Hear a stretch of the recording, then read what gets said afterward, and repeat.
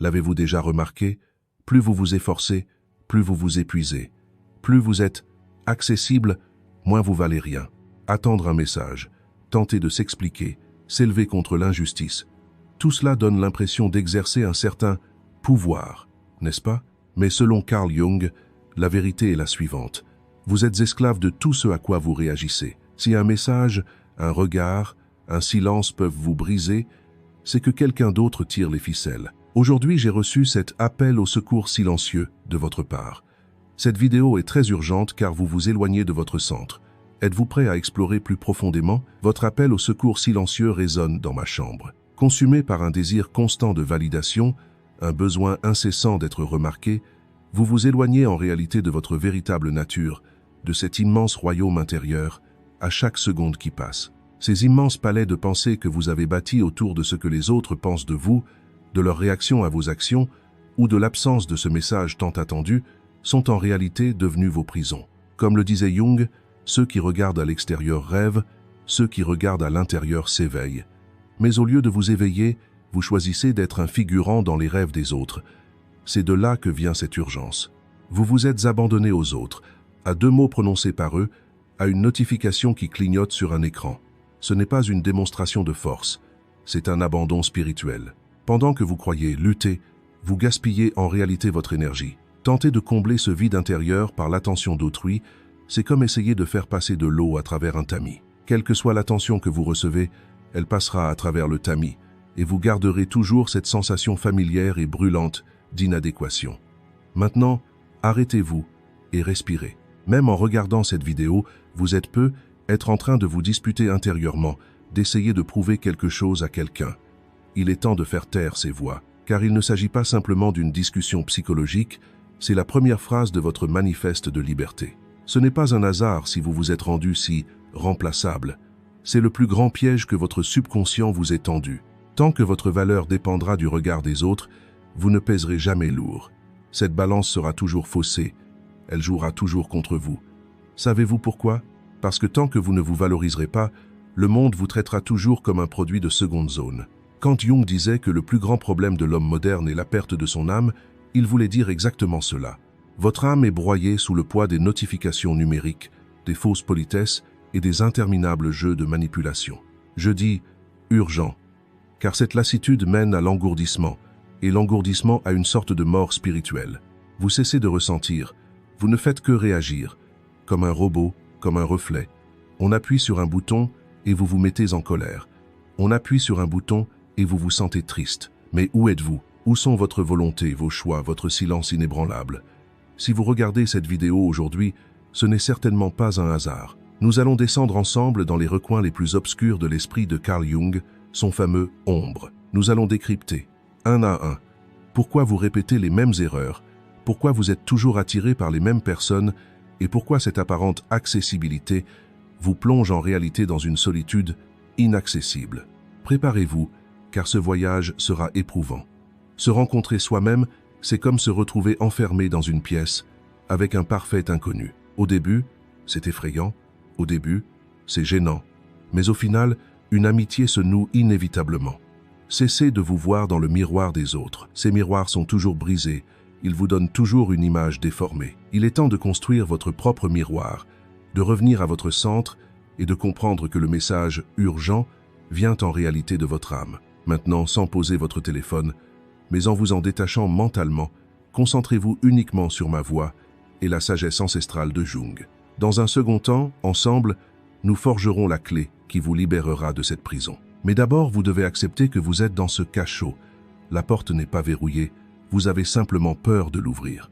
Considérons le célèbre concept de persona de Carl Jung. Ses origines latines font référence au masque porté par les acteurs au théâtre. Aujourd'hui, quelle part de ce que vous appelez « c'est moi » est véritablement vous? Et quelle part n'est que ce masque poli que vous portez pour obtenir l'approbation sociale?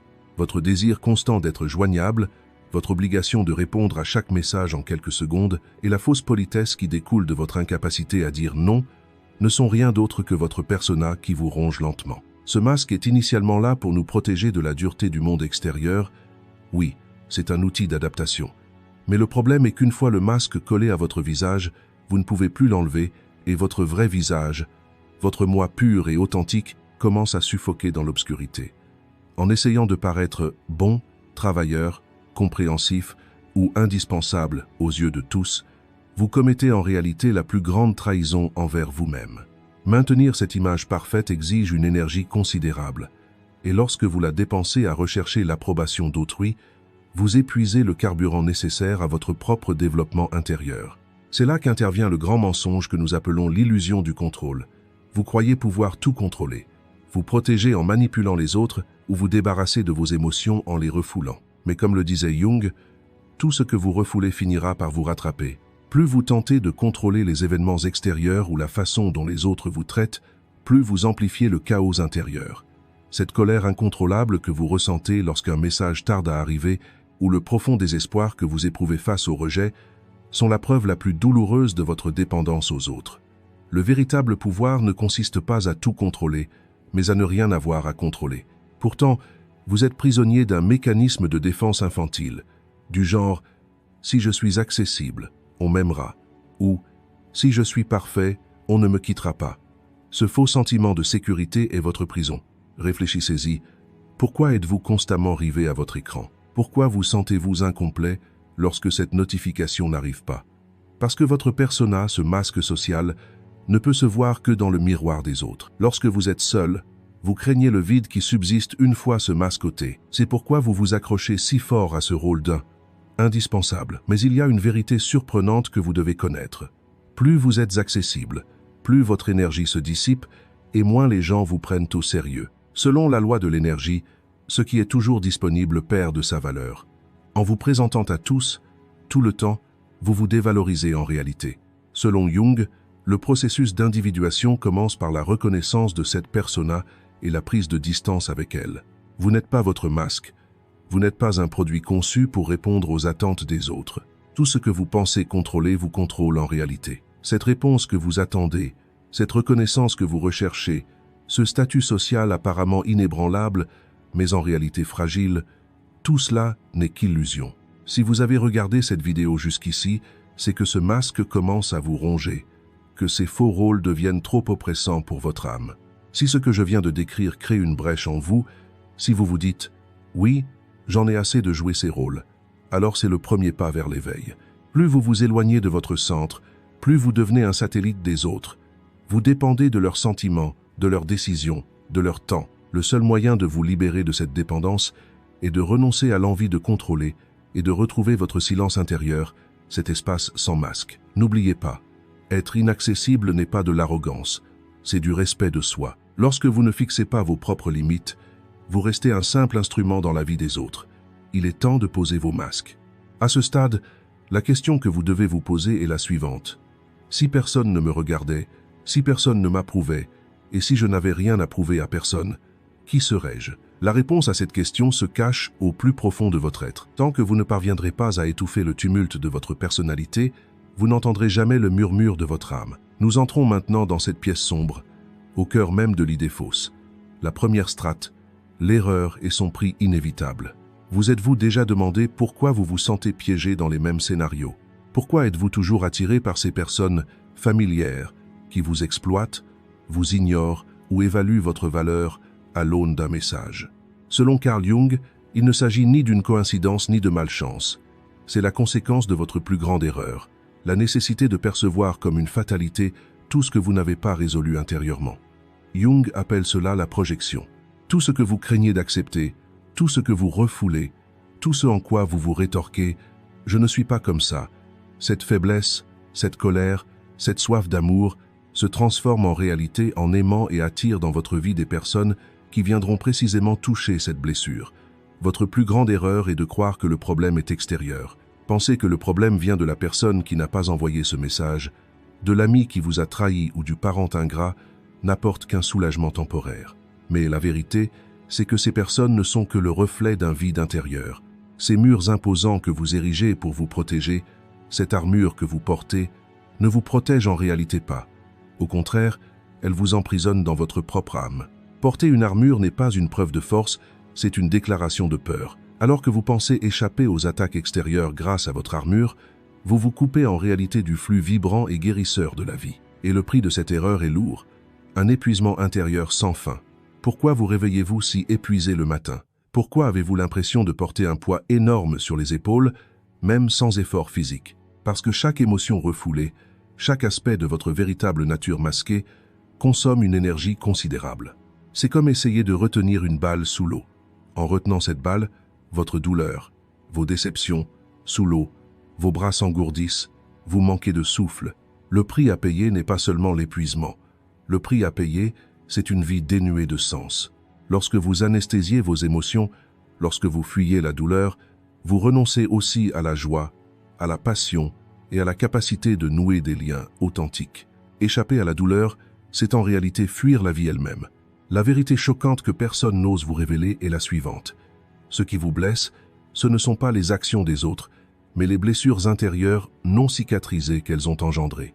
Sans cette blessure, ce coup porté à l'extérieur ne vous ébranlerait pas autant. Pendant que vous combattez l'ennemi extérieur, la véritable invasion continue de l'intérieur. Comme le disait Jung, tant que l'inconscient n'est pas amené à la conscience, il gouverne votre vie, et vous l'appelez destin. Ce que vous appelez destin est en réalité la somme de vos erreurs répétées et des ombres que vous fuyez.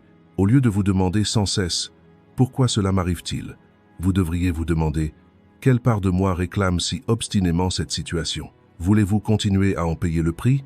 Un besoin constant d'être rassuré, un état d'alerte permanent, la nécessité de dormir sur le qui-vive, comme si une attaque pouvait surgir de n'importe où à tout moment. Ce n'est pas la vie, c'est une simple lutte pour la survie. Et le plus douloureux, c'est que, dans cette lutte pour survivre, on oublie comment vivre pleinement. Tant que vous fuyez votre propre ombre, à chaque lever du soleil, cette ombre s'allonge et vous effraie davantage. Chercher la faute à l'extérieur de vous-même, c'est comme essayer de réparer son visage dans un miroir brisé. Vous aurez beau essuyer, l'image restera irrémédiable. Pour corriger l'image, il faut se concentrer non pas sur le miroir, mais sur le visage qui s'y reflète, ses yeux fatigués, ses sanglots étouffés. Jung nous avertit, la douleur est un appel à l'éveil. Si vous ressentez une douleur lancinante en regardant cette vidéo aujourd'hui, si ce que je décris vous semble familier, cette douleur est en réalité votre âme qui vous envoie un message. Réveillez-vous, n'en payez plus le prix. Le prix à payer pour ne pas être honnête avec soi-même, pour se vendre aux autres et pour laisser son estime de soi entre leurs mains, c'est un sentiment persistant de vide et d'absurdité. On ne peut combler ce vide avec de nouveaux biens, de faux succès ou des aventures sans lendemain. Ce vide ne commence à se combler que lorsqu'on fait la paix avec ses propres ténèbres, lorsqu'on invite cette ombre refoulée à la table. Maintenant, prenez un instant et posez-vous cette question si difficile.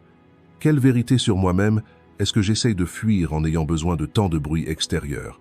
La réponse à cette question sera être le dernier versement du prix que vous payez.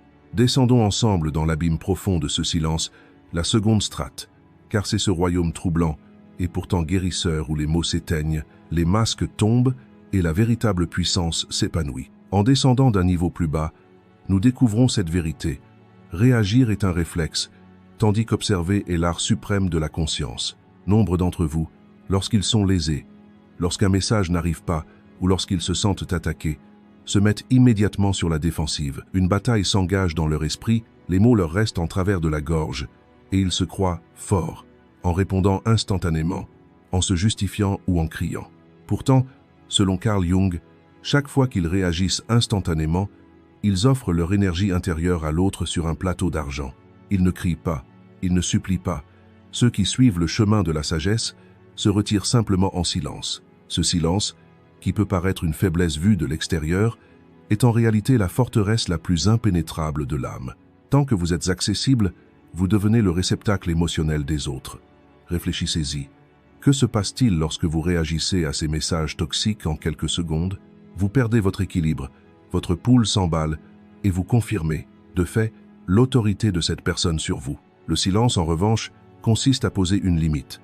L'inaccessibilité n'est pas de l'arrogance, mais une affirmation de respect de soi. Dans l'enseignement de Jung, le silence consiste à faire taire le désir insatiable de l'ego d'avoir raison et à commencer à écouter la voix de l'inconscient. Si quelqu'un parvient à vous provoquer, cette personne est votre maître. Mais si vous vous arrêtez à ce moment de provocation et commencez à observer où cette colère se manifeste en vous, vous reprenez le contrôle. La leçon la plus douloureuse que nous devons apprendre à ce niveau est la suivante. Chaque fois que vous ne posez pas vos propres limites, Chaque fois que vous n'utilisez pas votre silence comme un bouclier, vous êtes condamné à être un figurant dans les scénarios de vie des autres. Le silence est la plus noble façon de dire à l'autre « Tu n'as pas le pouvoir de troubler ma paix ». Les gens craignent votre silence car il est un miroir. Il leur reflète leur propre tumulte et leur propre vide. Vous, en revanche, parlez sans cesse, expliquez sans cesse, cherchez constamment à rester accessible pour échapper à ce bruit. Pourtant, Jung dit « Celui qui regarde à l'extérieur rêve, celui qui regarde à l'intérieur s'éveille ». Où en êtes-vous dans cet éveil? Étouffez-vous dans votre propre silence, ou bien faites-vous de ce silence un centre de force? Pour beaucoup d'entre vous, le silence est un vide qui déclenche la peur de l'abandon. Vous pensez « Si je ne réponds pas, on m'oubliera. Si je ne m'exprime pas, on pensera que j'ai tort. » C'est la voix de cette soif de reconnaissance de l'enfance, de cette blessure non cicatrisée, mais la véritable constance commence lorsque vous abandonnez complètement le besoin de prouver que vous avez raison. Le pouvoir du silence est l'affirmation que vous ne serez plus le jouet de personne, que vous avez établi votre propre ordre intérieur face au chaos du monde extérieur. En creusant un peu plus, on constate que le silence est en réalité une source d'économie d'énergie. Imaginez l'énergie que vous gaspillez dans ces disputes inutiles, ces périodes d'attente stériles. Si vous aviez utilisé cette énergie pour votre propre développement personnel, pour reconnaître vos propres parts d'ombre, vous seriez aujourd'hui dans une situation bien différente. Le silence est un renoncement, mais ce renoncement ne vient pas de l'autre, mais de son influence sur vous. Comme Jung nous l'a enseigné, pour s'individuer, il faut d'abord se séparer de la foule, puis des voix qui la composent. Cette séparation n'est possible que par un silence profond et l'observation. Réfléchissez-y. Quand vous êtes-vous accordé pour la dernière fois le luxe de ne pas répondre à quelqu'un? Quand êtes-vous resté silencieux face à l'injustice, observant la colère vous traverser comme un étranger? C'est à ce moment précis que vous commencez véritablement à vous libérer. Si vous avez regardé cette vidéo jusqu'ici, c'est que vous faites partie de cette minorité lasse de ce bruit artificiel et qui aspire à la puissance silencieuse et digne de son âme. Il ne s'agit pas d'une fuite, il s'agit de se retirer du champ de bataille et de consolider les remparts de son propre royaume. La clarté, non l'armure, le silence, non l'épée. Dans la prochaine étape, nous verrons comment transformer ce silence en un plan d'action, un protocole, car si vous laissez le silence se réduire à un simple mutisme, il peut se muer en un poison qui vous ronge de l'intérieur. Vous devez le métamorphoser, tel un alchimiste en or sait à dire en un mode de vie. Le monde moderne vous oblige à être constamment sur le qui-vive, à céder une partie de votre âme en quelques secondes à chaque notification qui clignote sur ce petit écran. Cessez de répondre instantanément à ce message provocateur, insolent ou décevant que vous attendiez. Lorsque votre main impulsive se dirige vers votre téléphone, arrêtez-vous. Créez l'espace que Jung nous a enseigné, car ces 10 minutes, 1 heure ou une journée d'inaction représentent en réalité les limites de votre liberté. Dans cet espace, l'ego s'éteint, la conscience naît. Dans cet espace, le charme que l'autre personne exerce sur vous est rompu, et vous ramenez votre énergie à votre centre. Deuxième étape, affrontez et analysez l'ombre. Lorsqu'un événement vous met en colère, ou que quelqu'un vous fait vous sentir inutile, déplacez votre attention de cette personne vers vous-même. Changez la question. Au lieu de « Pourquoi m'a-t-on fait ça ?», demandez-vous « Quelle blessure en moi a-t-on touché pour me bouleverser autant ?» Ce qui vous met en colère est en réalité le cri de cette part fragile de vous-même que vous n'avez pas encore guérie, cette part que vous avez laissée dans l'ombre. Reconnaissez cette blessure, nommez-la et dites-lui « Je te vois ». C'est le seul moyen de sortir du rôle de victime et de devenir l'artisan de votre propre vie. Troisième règle, la clarté, pas l'armure. Abandonnez complètement le besoin de vous défendre, de vous justifier et de corriger l'image que les autres se font de vous. Votre ego vous murmurera « Défends-toi. Si tu ne dis rien, ils penseront que tu as tort. » Laissez-les penser ainsi. Vivre avec une image erronée, aux yeux des autres, est 1000 fois plus noble que de s'aliéner et de tenter de paraître dans le vrai. Se défendre, c'est accepter l'accusation. La clarté est cette certitude inébranlable et silencieuse qui découle de la connaissance de soi. Quand on n'a rien à prouver à personne, toutes leurs armes contre vous deviennent inefficaces. Quatrième étape, et la plus cruciale, l'incarnation du personnage. Tuez de vos propres mains ce masque, cette image, que les autres attendent de vous, le bien, le docile, le parfait. Il ne s'agit pas de suicide, mais de renaissance. Ayez le courage de décevoir. Si vous ne décevez personne, vous vous décevez probablement vous-même. Selon Jung, L'individuation consiste à renoncer à ressembler à tout le monde. Utilisez vos limites non comme un mur, mais comme un filtre. Ne laissez entrer que ce qui nourrit votre âme et rejetez tout le reste par un non calme et digne. 5e étape. Économie d'énergie. Chaque matin, au réveil, prenez conscience de votre énergie émotionnelle limitée. Allez-vous la gaspiller à essayer de raisonner avec quelqu'un ou à réaliser votre propre potentiel? N'oubliez pas, être inaccessible n'est pas une technique, c'est un état d'esprit. Vous devriez être tellement concentré sur votre travail, votre développement, votre monde intérieur que les bruits extérieurs ne puissent même pas vous atteindre. Appliquer ce protocole pourrait vous isoler au début, et vous pourriez même entendre des gens dire « tu as changé ». C'est un compliment. Dire « tu as changé » signifie « je ne peux plus te manipuler ». Le chemin de l'individuation selon Jung est étroit et solitaire.